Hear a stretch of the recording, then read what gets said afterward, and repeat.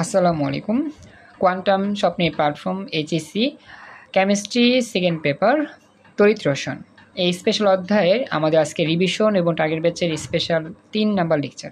তো আজকে আমরা সম্পূর্ণ নতুন টপিক নিয়ে আলোচনা করব, যেটা আমরা শিখব নান্সড সমীকরণ, তড়িৎ বিভব নির্ণয়, ইএমএফ নির্ণয়। তো বিজ্ঞানী নান্সড সমীকরণের সাহায্যে আমাদের তড়িৎচালক শক্তির মান বা তড়িৎ বিভব নির্ণয় করা যায়, বা ইএমএফ যাকে বলে ইলেকট্রোমোটিভ ফোর্স, এটা বের করা যায়। তো আমরা নান্সড সমীকরণটা আগে ভালো করে একটু দেখে নিই। তো নান্সড সমীকরণে কী কী কাজ করতে এটা শিখে তারপর আমরা প্র্যাকটিস করার চেষ্টা করব সৃজনশীলগুলো। তো একটু ওয়েট করো, আমি প্রথমেই সূত্রটা দেখাই আমাদের নান্সড সমীকরণ কী ছিল। তো আমাদের এটাকে বলা হয় বিজ্ঞানী নান্সড এর সমীকরণ। নান্সড নয়কার না, নয় রফ দন্তস্ব নান্সড সমীকরণ।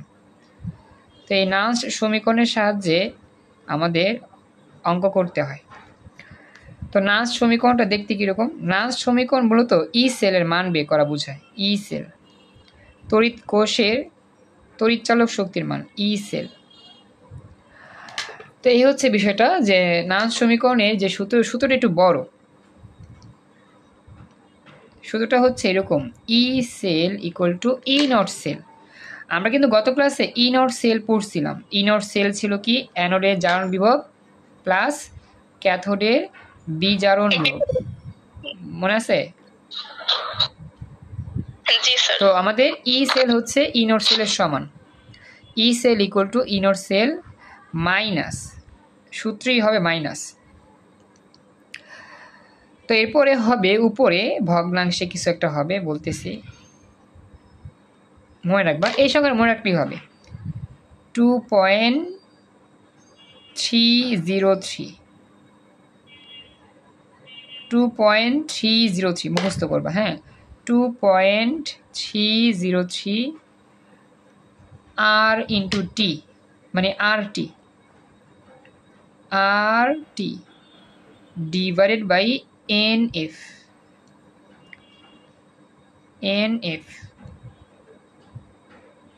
আমি আবার বলতেছি, সূত্রটা হচ্ছে 2.303 R T divided by NF, R T divide by NF. তারপরে হবে লগ, LOG, লগ। সূত্রটা আসলে একটু বড়ই, কিছুই করার নেই, মুখস্থ করতে হবে। লগ অফ উৎপাদের আয়নের ঘনমাত্রা ডিভাইডেড বাই বিক্রিয়কের আয়নের ঘনমাত্রা।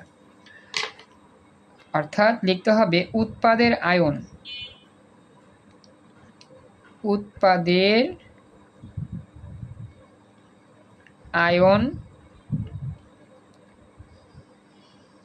আর নিচে হবে বিক্রিয়ক।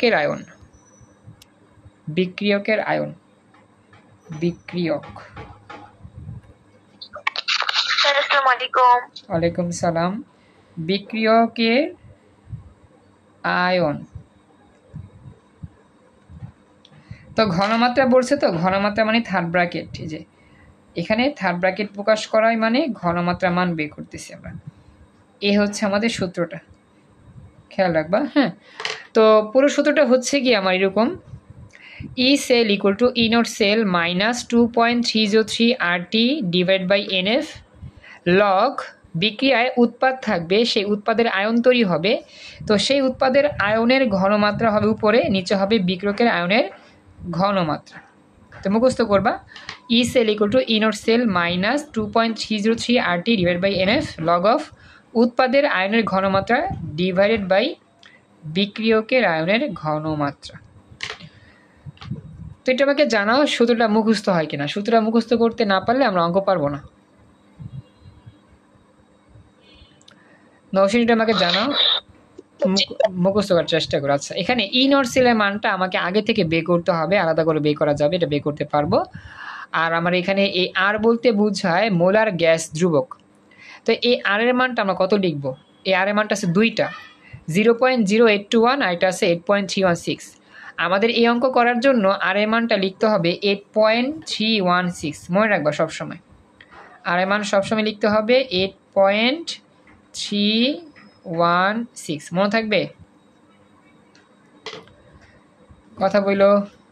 জি আর আমার টি এর মান এটি হচ্ছে আমাদের তাপমাত্রার পরিচয়। বিক্রিয়াটা কত ডিগ্রি সেলসিয়াস তাপমাত্রায় ঘটে সেই তাপমাত্রার পরিচয়। আর এই এন বলতে বোঝায় যোজনী, এন বলতে বোঝায় যোজনী। যেই বিক্রিয়া এখানে যোজনী বলতে আসলে ইলেকট্রনের আদান প্রদানকে বোঝানো হয়। সরি, এটা যোজনী লিখলে ভুল হবে। এই এন বলতে বোঝায় রাসায়নিক বিক্রিয়ায় ইলেকট্রনের আদান প্রদান হয়েছে কতটি ইলেকট্রন, সেই ইলেকট্রন। তো এই এন বলতে বোঝাবে ইলেকট্রনের আদান প্রদান, ইলেকট্রন এর আদান প্রদান। আমরা যখন বিক্রিয়া করব তখন আমরা এটা দেখব কতটা ইলেকট্রন আসতেছে, কতটা ইলেকট্রন যাচ্ছে, ইটিসি আদান প্রদান। আচ্ছা, এরপরে আমাদের এফ বলতে বোঝায় ফ্যারাডের ধ্রুবকের মান। মানটা কত জানি ছিল 96,500।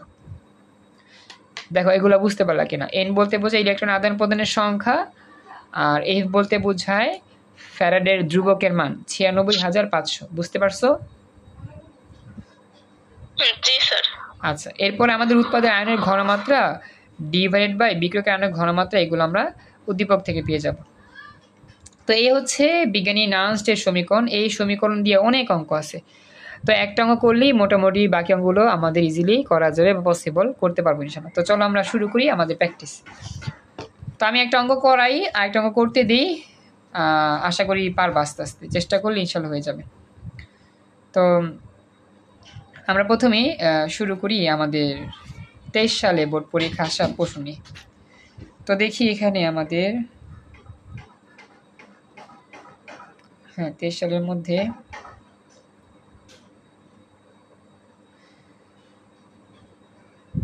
আচ্ছা তো আমাদের এখানে আচ্ছা সহজ একটা প্রশ্ন নিয়ে, এটা কঠিন তো একটু। আচ্ছা, একটা সহজ প্রশ্ন নিই, সহজ প্রশ্ন নিয়ে আমি তোমাদের দেখায় দিই, শেখায় দিই, তারপর আমরা কঠিন দিকে যাবো।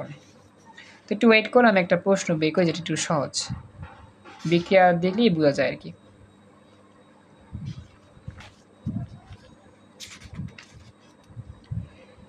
একটু অপেক্ষা করো, আমি একটু বের করতেছি। হ্যাঁ,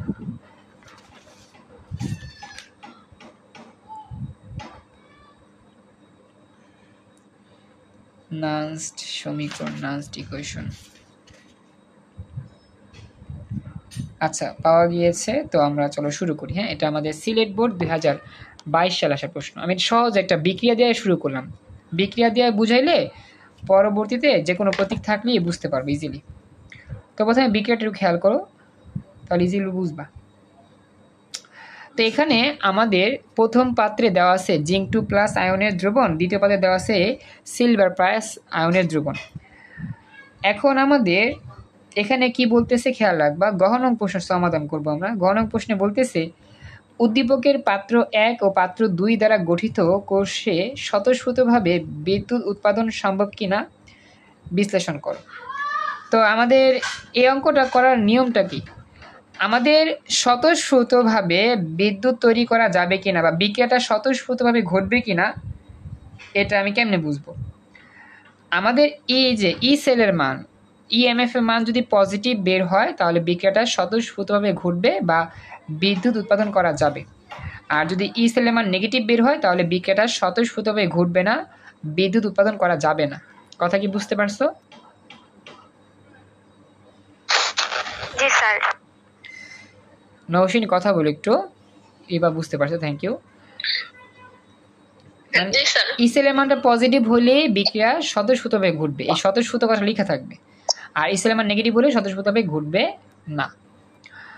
মিম জয়েন করছো, থ্যাংক ইউ সো মাচ। তো এখন আমরা যাচ্ছি পরবর্তী অংশে। তো এখন অঙ্কটা করবো কীভাবে, আমরা চাইলে আলাদা কইরা ই নট সেলের মানটা আগে বের করে তারপরে আমি মান বসায় করতে পারি। যদি আমি চাই যে সরাসরি আমি ই নট সেলের মানটা আগে বের করবো, তারপরে আমি ই নট সেলের মানটা বসা দিয়ে তারপরে অঙ্ক করবো, তাহলেও হবে, বা চাইলে সরাসরিও করা যায়। তো গাড়ির মধ্যে সরাসরি করছে, তোমার যদি সহজ লাগে তুমি আগে ই সেলের মানটা আগে বের করে নিবা। আমার কাছে এটাই মনে হয় যে ই সেলের মানটা আগে থেকে বের করাটা ইজি, বের করলে আমাদের ঝামেলা কম হয় আর কি। তো চলো আমরা ই সেলের মানটা আগে বের করি। তো একটু আমাকে জানাও, একটু হেল্প করো যে আমরা ই সেলের মান যদি বের করতে চাই, তা আমাদের ই সেলে ই নট সেল আর কি, ই নট সেলের সূত্র কি ছিল স্যার? যা জারণ বিভবের অ্যানোড আর মাইনাস বিজারণ বিভবের ক্যাথোড। মাইনাস না প্লাস? অ্যানোডের জারণ বিভব, প্লাস। হ্যাঁ, অ্যানোডের জারণ বিভব প্লাস ক্যাথোডের বিজারণ বিভব। আচ্ছা, তো এখানে আমাদের দুইটা জিনিস আছে, একটা হচ্ছে জিঙ্ক, একটা হচ্ছে সিলভার। এর মধ্যে কোনটা অ্যানোড কোনটা ক্যাথোড এটা আমি কেমনে বুঝবো? তো এটা বুঝার একটা নিয়ম ছিল, সেটা হচ্ছিল যে যার জারণ বিভবটা কম হবে, বিজারণ বিভব বেশি হবে, সেক্ষেত্রে কোনটা অ্যানোড কোনটা ক্যাথোড এটা কিন্তু আমরা ওই মান দেখে বুঝতে পারবো। দেখো আমাদের কিন্তু মান দেওয়া আছে যে এখানে জিঙ্ক 2+, আবার সিলভার 2+।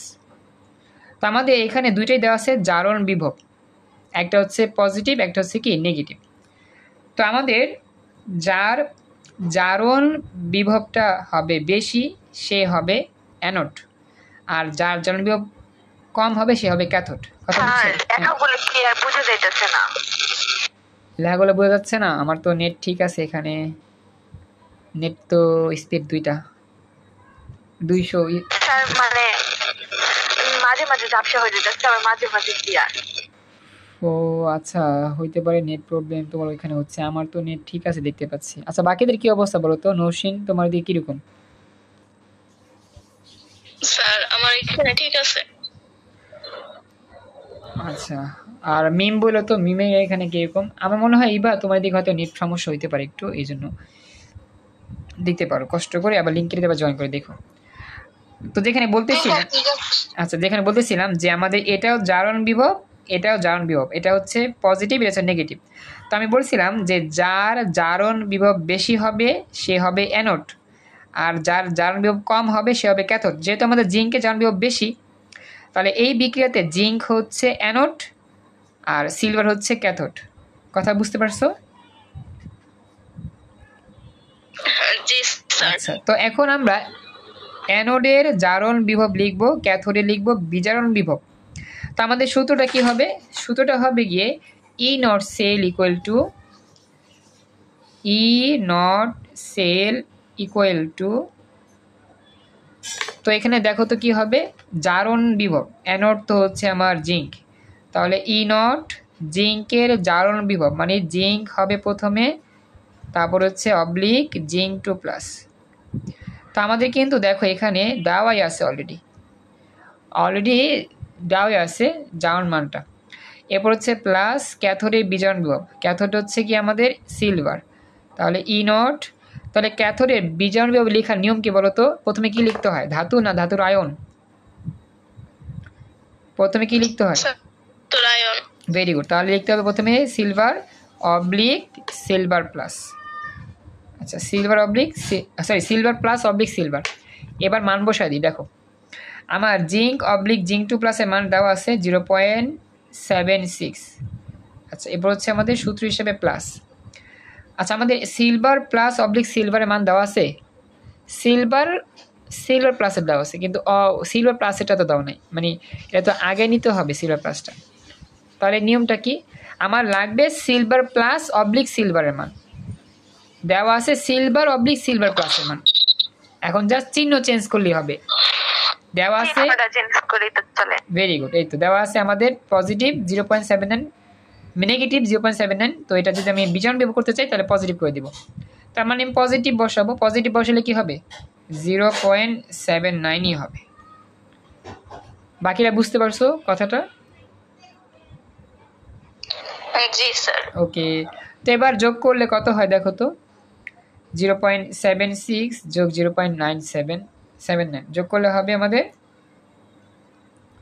বড় দেখো কত হয়?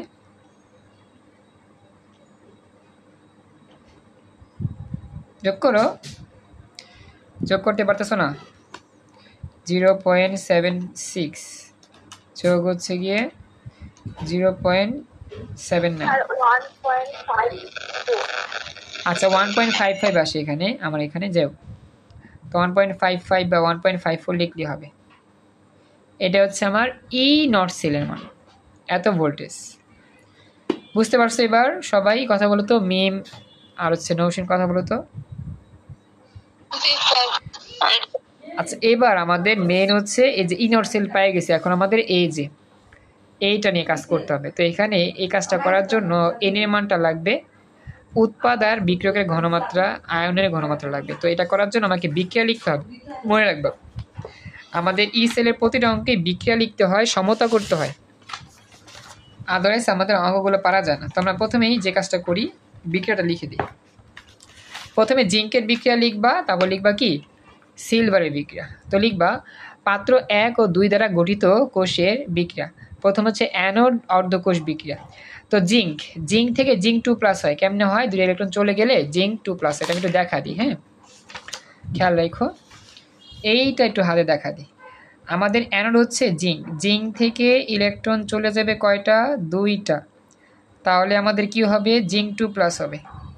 তো লিখতেছি জিঙ্ক 2+। বুঝতে পারছো এতটুকু? জি স্যার। আচ্ছা, আমাদের আছে এরপরে কি সিলভার প্লাস আয়নটা কিন্তু ইলেকট্রন গ্রহণ করবে। ইলেকট্রন গ্রহণ করা মানে যোগ হওয়া। ইলেকট্রন গ্রহণ করলো, একটা ইলেকট্রন গ্রহণ করলো। আচ্ছা, গ্রহণ করলে কি হবে? সিলভার ধাতুতে পরিণত হবে, মানে এজি হবে। তো ইলেকট্রন ত্যাগ করলে জারণ, গ্রহণ করলে বিজারণ। এবার আমরা যদি চাই যোগ করব, তাহলে যোগ করা যাবে কি দেখি? যোগ করা যাবে? না, করা যাবে না, কারণ এখানে ইলেকট্রন আছে উপরে 2টা, নিচে আছে। সমতা করা লাগবে না? ভেরি গুড, সমতা করতে হবে। এখন দেখো, উপরে আছে 2টা ইলেকট্রন নেগেটিভ, নিচে আছে একটা ইলেকট্রন পজিটিভ। তো একই রকম ইলেকট্রন সংখ্যা তো পাইলাম না। হ্যাঁ, কি করবা? স্যার নিচের যে এটাকে 2 দ্বারা গুণ করতে হবে। গুড, 2 দ্বারা গুণ করে দাও। তো 2 যদি গুণ করে দাও, তাহলে উপর নিচে ইলেকট্রনের সংখ্যাটা সমান হয়ে গেল। তাহলে আমরা কি করতে পারি? যোগ করতে পারি। ওকে, তো এরপরে আমরা এটা লেখার পরে আমরা এটা কাটাই দিব মনে মনে। এটা মনে কাটলেও হবে, সমস্যা নাই। তাহলে লিখে দিব, যোগ করে দিব। তো লিখব কি? প্রথমে J10 প্লাস 2Ag প্লাস, তারপরে তা দ্বিতীয় চিহ্ন দিয়ে লিখব জিঙ্ক 2+ প্লাস 2 মোল সিলভার ধাতু। এই হচ্ছে বিক্রিয়া লেখার নিয়ম। বুঝতে পারছো সবাই? জি স্যার। এবার বলতে হবে এই বিক্রিয়ায় বিক্রিয়কের আয়ন কোনটা? বিক্রিয়কের আয়ন কোনটা? এই যে সামনে জিঙ্ক প্লাস 2 সিলভার প্লাস। আচ্ছা, এখানে দেখো 2টা আয়ন আছে, একটা হচ্ছে এই একটা আয়ন আর এই একটা আয়ন। এর মধ্যে বাম পাশটাকে বলা হয় বিক্রিয়ক, ডান পাশটাকে বলা হয় উৎপাদ। মনে রাখবা, এইটাকে বলা হবে বিক্রিয়কের আয়ন আর এটাকে বলা হবে উৎপাদ। আমরা জানি বাম পাশটা হয় বিক্রিয়ক আর ডান পাশটা হয় কি? উৎপাদ। মনে থাকবে? জি স্যার। মনে রাখতে হবে, মানে বিক্রিয়া লিখার পরে, সমতা করার পরে তোমাকে বুঝতে হবে কোনটাকে বলা হয় বিক্রিয়কের আয়ন আর কোনটাকে বলা হয় উৎপাদের আয়ন। আমরা সবাই জানি একটা বিক্রিয়ার বাম পাশে থাকে বিক্রিয়ক, ডান পাশে থাকে উৎপাদ। যেহেতু আমাদের আয়ন নিয়ে কাজ করতে হবে, ধাতু নিয়ে কাজ করা যাবে না, কারণ আমাদের সূত্রের মধ্যেই আয়ন ছিল, ধাতুর আয়ন। তো এই জন্য আমি দেখতে পাচ্ছি এখানে 2টা আয়ন আছে, একটা সিলভার আয়ন, একটা হচ্ছে জিঙ্ক আয়ন। কিন্তু সিলভার আয়নটা বাম পাশে, তার মানে এটা বিক্রিয়ক হিসেবে কাজ করতেছে, আর জিঙ্ক আয়নটা ডান পাশে, তার মানে এটা উৎপাদ হিসেবে কাজ করতেছে। আর অবশ্যই এখানে একটা জিনিস খেয়াল করবা যে এখানে মোল সংখ্যা আছে। আমাদের সিলভারের আয়নের বাম পাশে 2 আছে, এই মোল সংখ্যা কিন্তু আমার ওই পাওয়ার হয়ে যাবে। আমরা যখন সূত্র দেখছিলাম যে আমাদের এখানে ছিল উৎপাদের আয়ন বাই বিক্রিয়কের আয়ন। তো আমাদের যদি কোনো আয়নের বাম পাশে মোল সংখ্যা 3, 4, 5, 2, 3 এরকম দেখা যায়, সেই সংখ্যাটা আমাদের এই যে ব্র্যাকেটের উপরে আবার লিখে দিতে হবে। এটাই নিয়ম, মনে থাকবে। এটা কিন্তু অনেকে ভুল করে, মোল সংখ্যাটা পাওয়ারও লিখতে হবে। উৎপাদের আয়নের ঘনমাত্রা মান তো লিখতেই হবে, বিক্রিয়কের আয়নের ঘনমাত্রা মান তো লিখতেই হবে, কিন্তু এদের যে মোল সংখ্যা থাকবে সেই মোল সংখ্যার মানটাও পাওয়ারে লিখে দিতে হবে, আদারওয়াইজ অঙ্ক ভুল হবে। বুঝতে পারছো কথা? জি স্যার। গুড। সবাইকে বলতে হবে মিম ইভা কথা বললো, এই বিষয়টা খেয়াল রাখবা। এটা মানে ভুল হয় অনেকেরই, ওই মোল সংখ্যাটা পরে আর লেখা যায় না বা লেখা হয় না মনের ভুলে, যার ফলে অঙ্কটা হয় না। মনে রাখবা। তো চলো আমরা এখন যাই, আমাদের পরবর্তী অংশটা আমরা উত্তর দেখেই মিলা দিই, তোমাদের বুঝা দিই। তো এখন আমরা লিখতেছি যে আমাদের এখানে কোষ বিক্রিয়া আমরা যখন যোগ করে দিলাম তখন আমার কোষ বিক্রিয়া কি হইলো, কোষ বিক্রিয়া হয়ে গেল এরকম। এবার তোমাকে যদি একটা কথা বলি, এই বিক্রিয়ার মধ্যে এই যে আমাদের বিক্রিয়াটা হইলো, এই বিক্রিয়ার মধ্যে আমাদের ইলেকট্রনের আদান প্রদান হয়েছে কয়টা বলতে পারবা? এই বিক্রিয়া ইলেকট্রনের আদান প্রদান হয়েছে কয়টি? স্যার 2টি। আচ্ছা, ইবা বলছো 2টাই। নওশিন বলো তো, তোমার কি মতামত বলো তো, কয়টি হয়েছে? 4টা। 4টা। আচ্ছা, মিম বলতে পারবা কয়টা হয়েছে?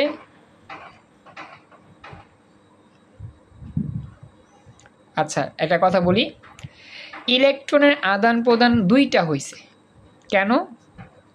জিঙ্ক ইলেকট্রন ত্যাগ করছে 2টা, সেই 2টা ইলেকট্রনই সিলভার গ্রহণ করছে।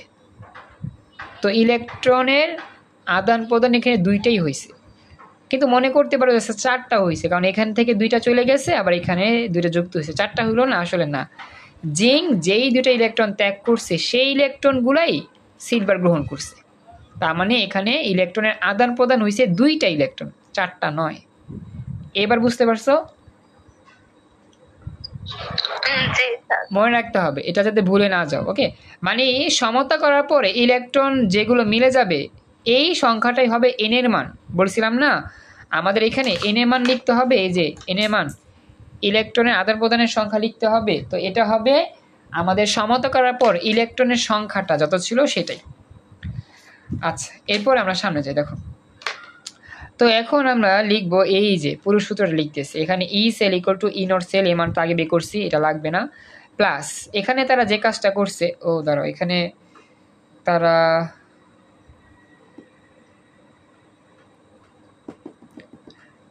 আচ্ছা একটু ওয়েট করে, এখানে তারা এই মানটা দিছে 2.303 আরটি দেয় না, তারা দেখেনি এই মানটা তো 2টা আছে, এখানে 2টা মান ইউজ করা যায়।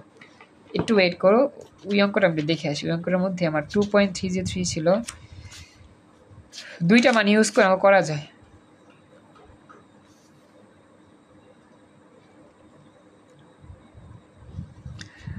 আচ্ছা দেখো, এই যে এই যে 2.33 আরটি ডিভাইড বাই এনএফ হবে। তারা কি করছে, হয়তো বা ডাইরেক্ট গুণ করে দিছে, যাই হোক ডাইরেক্ট গুণ করে দিক, সমস্যা নাই, আমরা বুঝতে পারলেই হইব।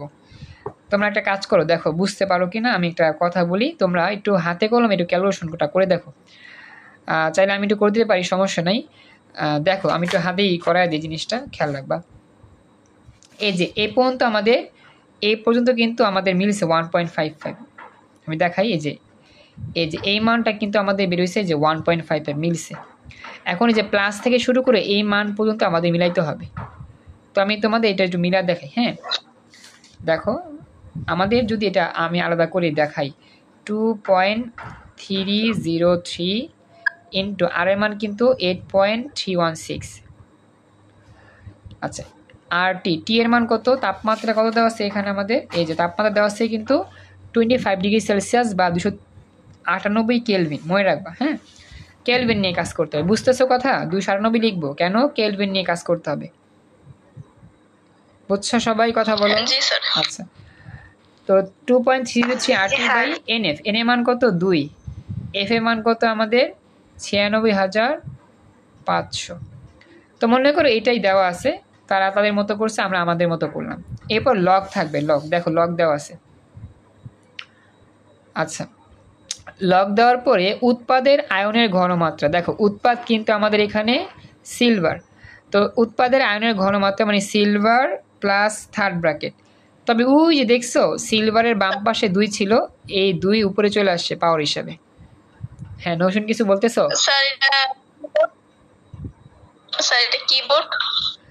এটা হচ্ছে তোমার সিলেট বোর্ড 22, সিলেট বোর্ড 2022। হ্যাঁ, তো এটা দেখো আগে এটা বুঝে নাও, আশা করি বাকিগুলো পারবে। হ্যাঁ বলো, কথা বলো। সিলভার বিক্রিয়ক না? হ্যাঁ দাঁড়াও, এটা কি উৎপাদ লিখছে? আচ্ছা হ্যাঁ, ঠিকই তো এখানে। স্যার ওই যে প্লাস দিছে সামনে। না এটা তো বিক্রিয়কের হচ্ছে উৎপাদ। আমি কি লিখছি উৎপাদের আয়নের ঘনমাত্রা বা বিক্রিয়কের আয়নের ঘনমাত্রা, ঠিকই তো আছে, কিন্তু তারা উল্টোপাল্টা করলো কিনা এখানে, তারা দেখিনি একটু। স্যার ওই যে প্লাস মাইনাসের প্লাস আর মাইনাস যে এই কারণে বিক্রিয়ক আয়নের ঘনমাত্রা আর উৎপাদ আয়নের ঘনমাত্রা। স্যার আপনি একবার পড়েছিলেন ভুলে গেছেন। প্লাস মাইনাস দাঁড়াও দেখানি, তারা উল্টা পাল্টা করছে, তারা দেখিনি, একটু ওয়েট করো। হ্যাঁ প্লাস বলতে কি জানি বললো, বুঝি নাই। আর সূত্রে প্লাস আছে না, E not cell minus 2.303 RT by NF. Sir এখানে তো Minus মাইনাস করছি। আপনি বসাইছিলেন ওই যে ওই সূত্রতে মাইনাস, আর না। এখন তো প্লাস হইছে না। ও আচ্ছা দাঁড়াও, আমি এখানে তো মাইনাস বসেছিলাম না, আচ্ছা এই যে এখানে, তাই তো। স্যার ও আচ্ছা এখানে তারা প্লাস করছে, হ্যাঁ আচ্ছা ঠিক আছে। আচ্ছা বলি, হয়তো তোমাদের কাছে কনফিউজ লাগছে যে গাইডে একটা আপনি করতেছেন একটা, সমস্যা নাই, আমাদের এই নিয়মটাই অঙ্ক হবে, কিন্তু তারা গাইড একটু ভিতরে ব্যতিক্রমভাবে করছে, প্রবলেম আমি মিলা দিয়ে অঙ্কটা কেমন হইতেছে, ঠিক আছে। আমি আমার নিয়মে বা আমাদের যে নিয়মটা ফর্মুলা অনুযায়ী হয় সেই নিয়মটাই করাচ্ছি, হ্যাঁ সেই নিয়মটাই দেখো, প্রবলেম নেই। আমি পরবর্তীতে অঙ্ক দেখাবো না, সমস্যা, আপাতত এটা বুঝে নাও, হ্যাঁ। এখন বলি লগ অফ উৎপাদের আয়নের ঘনমাত্রা, উৎপাদ হচ্ছে কি আমাদের এখানে জিঙ্ক, তো আমরা জিঙ্কের আয়নের ঘনমাত্রা মানটা লিখবো উপরে, যে জিঙ্ক 2+, আর নিচে হচ্ছে আমাদের কি বিক্রিয়ক, বিক্রিয়ক হচ্ছে কি Ag+, তো বিক্রিয়ক Ag+ লেখার পরে এই থার্ড ব্র্যাকেট দিয়ে এর উপরে ইস্কা দিতে হবে, কারণ এখানে Ag যে সিলভার তার কিন্তু মোল সংখ্যা 2 পাওয়া যাচ্ছিল, এই জন্য। এই দেখো বুঝছো কিনা, উৎপাদের জিঙ্ক 2+, নিচে হচ্ছে সিলভার প্লাস উপরে 2, এতটুকু বুঝতে পারছো? একটু কথা বইলো। জি স্যার। আচ্ছা এবার আমরা দেখি গুণটুন করি, 2.303 ইন্টু 8.316 ইন্টু হচ্ছে গিয়ে তোমার 298, ভাগ করতেছি আমরা 2 দিয়ে, আবার ভাগ করতেছি 96,500 দিয়ে, তাহলে মাত্র হয় 0.02। আচ্ছা 0.02 3 লেখা যায়, 0.03 লিখি এখানে, 0.03। এবার লগ দিয়ে আমরা এখন এই মানটা বসা দিব। জিঙ্ক আয়নের ঘনমাত্রার মান দেওয়া আছে, কিন্তু এখানে বিক্রিয়াতে দেওয়া আছে, এটা দেখাচ্ছি, এই যে দেখো জিঙ্ক আয়নের ঘনমাত্রা দেওয়া আছে 0.01 মোলার, আর সিলভার আয়নের ঘনমাত্রা দেওয়া আছে 0.5, বুঝছো? এই মানগুলো আমি লিখে দেবো নিচে, এগুলো দেওয়া থাকবে 0.01 আর হচ্ছে 0.05, এখানে 0.5 না 0.05 হবে, তারা এখানেও ভুল করে ফেলছে, কত ভুল করে আল্লাহ। দেখো তারা এই কাজটা করছে, দেখো বিক্রিয়া আমার প্রশ্নে দেওয়া আছে 0.5, তারা এখানে করেছে 0.05, এই দেখো দেখছো অনেক ভুল, এই করে না আমার ভুল হয়েছে, অনেক জায়গায় ভুল ভুল। যাই হোক দেখো আমাদের এখানে জিঙ্কেরটা 0.01 এটা ঠিক আছে, কিন্তু সিলভারেরটা 0.05 ধরছে, 0.5 ছিল, তো দেখো আমি এটা দিয়েই করাই দিই, ঠিক আছে? শুনতেছ আমার কথা? স্যার আচ্ছা তো এবার আমি যদি ইয়া করি নিচে নিচে, আচ্ছা ও স্যার হ্যাঁ বলো।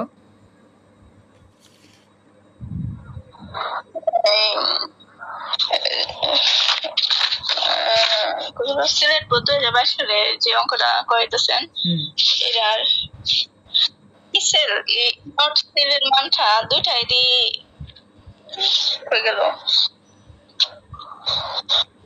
এখানে বিজারণের মান দো।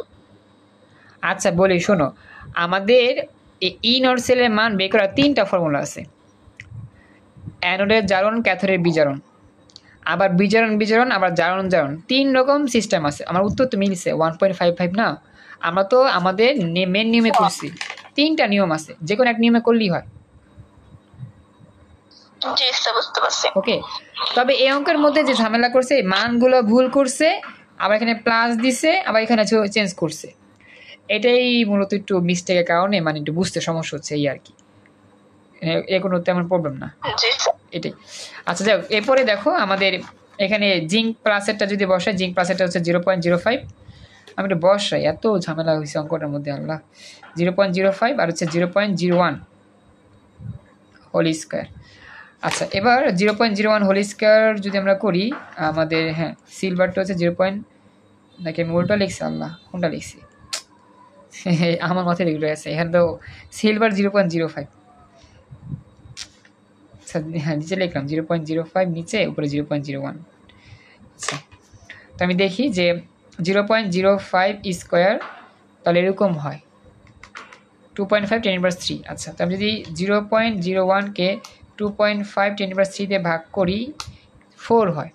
আচ্ছা, যদি লগ 4 দিই তাহলে উত্তর হয় এরকম 0.602। এর সাথে যে 0.03 গুণ করি তাহলে এরকম হয় 0.018। ওই দেখো মিলে গেছে কিন্তু, ওই যে 0.0178 বা 18। দেখো বুঝতেছো কিছু? আমি একটু তাড়াতাড়ি করলাম, তাড়াহুড়া করে করলাম, দেখো তো বুঝো কিনা। তারপরে বিয়োগ করলে হয়। আচ্ছা, আমি এই অঙ্কটা আমি দেখা একটা অঙ্ক নেই, তাহলে আর মাথা ঘুরাবে কম। ঠিক আছে, একটু ওয়েট করো। তো মোটামুটি বুঝছো এতটুকু যে আমার ইরিস্তালের মানটা এত বেরোইছে। এখন লিখবো কি যে যেহেতু 1 ও 2 নং দ্বারা গঠিত কোষের ইএমএফ এর মান ধনাত্মক, সেহেতু গঠিত কোষ থেকে আমাদের বিক্রিয়াটা স্বতঃস্ফূর্তভাবে ঘটে বা বিদ্যুৎ উৎপাদন হবে।